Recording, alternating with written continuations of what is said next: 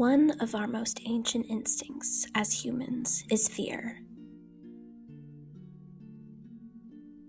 As far back as 100,000 years ago, our hunter-gatherer ancestors had to rely on this primal instinct in order to survive.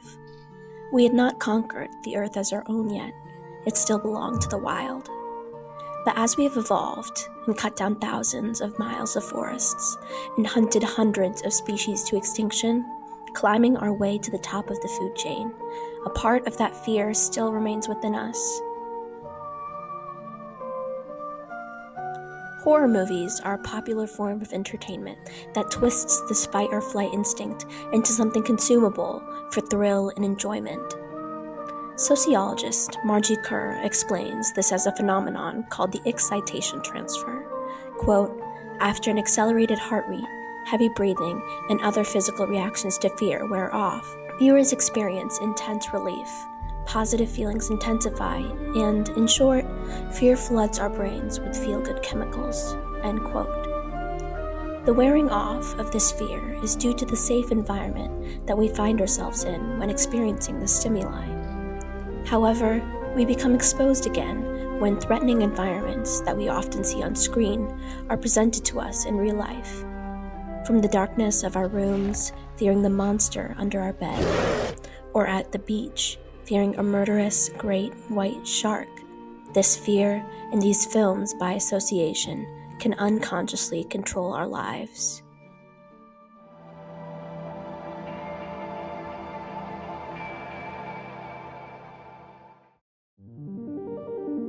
We as humans paint a self-portrait of ourselves, the prey to monstrous creatures like apes, sharks, and bears. We do this as these very animals fall dead around us by our hand. We are the predators. Instead of sharp teeth or claws, our weapon is misrepresentation, ignorance, and fear. You've seen Jaws and read the seemingly innumerable stories of beautiful surfers losing an arm or leg to a great horrific shark. But in reality, shark attacks are quite uncommon, with only 137 attacks worldwide, only 9 of which were fatal, and the majority of which were provoked when humans harass, try to feed, or hunt the sharks. On the flip side, 100 million sharks are being killed every year due to the hunting of the animal for their fins. An animal that has survived over 400 million years and multiple mass extinctions. Now, out of the 476 species existing, 120 of which are considered at risk for extinction. But the problem doesn't just stay under the surface of the water.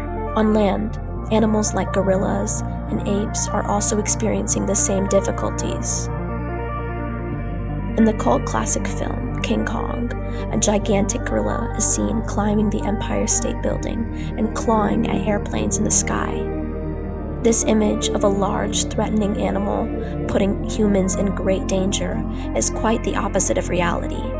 These apes are very advanced animals who were taught to learn sign language and are also experiencing threats to their population. Bushmeat trade, disease, poaching, and habitat loss are just some of the threats to this animal's population, many of whose species are considered critically endangered. It's time to reanalyze who is the real predator after all.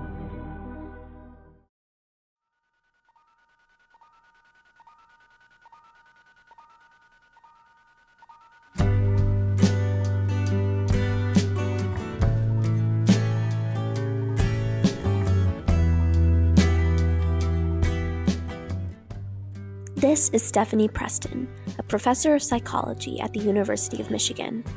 She's done countless research on the scientific effect our brain has to vulnerability. I talked to her specifically about how this vulnerability, especially in animals, affects us, and how we can change this traditional narrative that all less vulnerable-looking animals are bad and harmful. Why are we, as humans, more inclined to save these seemingly more vulnerable animals? This kind of evolved tendency to need to protect and care for these cute, fragile creatures, we think is like a almost innate predisposition that also gets augmented during, parenting, and the hormones that change during parenting to be even more powerful in those cases. How do these emotions that we get when we see a more vulnerable looking animal affect our decision making skills?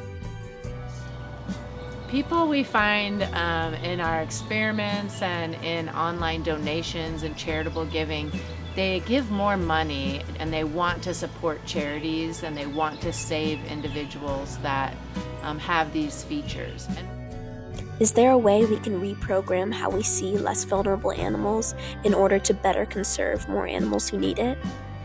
I really think that knowing more about the species helps. I think these in-person experiences with these animals can really help, and if not in person, in a documentary that shows what's amazing and spectacular and interesting about this animal that they might not know very much about, because I think there are very few animal species that don't have amazing capabilities. Even if they're ones we can't relate to, they can be fascinating. The more you can bring out the life history and ecology of these less familiar animals, I think the better. And even though a lot of people aren't supportive of zoos because they,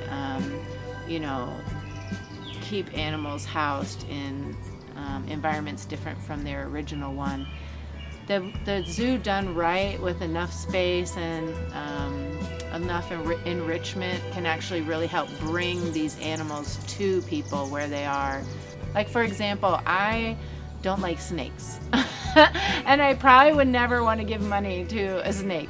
But the the Toledo Zoo actually has, in the Detroit Zoo, they have really amazing reptile houses.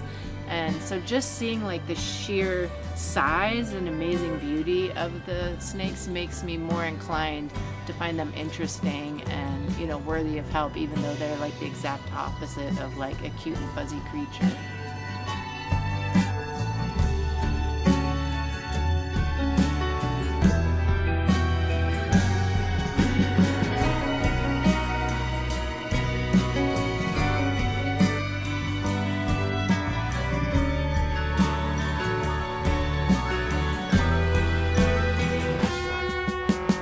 Was really good. Thank you.